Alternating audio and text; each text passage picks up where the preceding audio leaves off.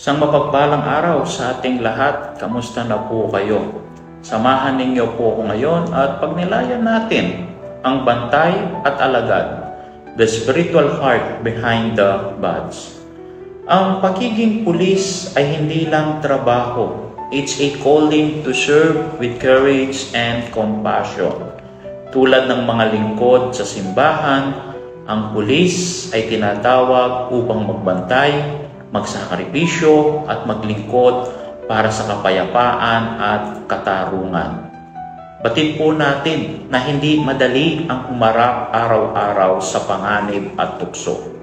Pero ang pulis na may pananampalataya ay naglilingkod hindi lang sa batas, kundi sa bayan at sa Diyos.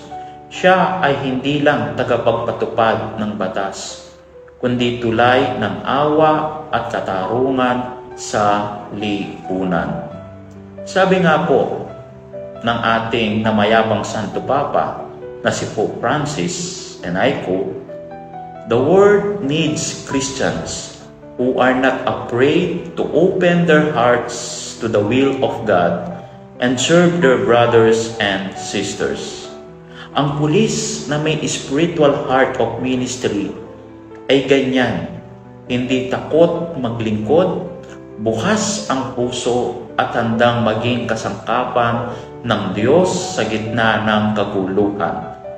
Tulad ng sinasabi sa Mikas chapter 6 verse 8, "Act justly, love mercy, and walk humbly with your God."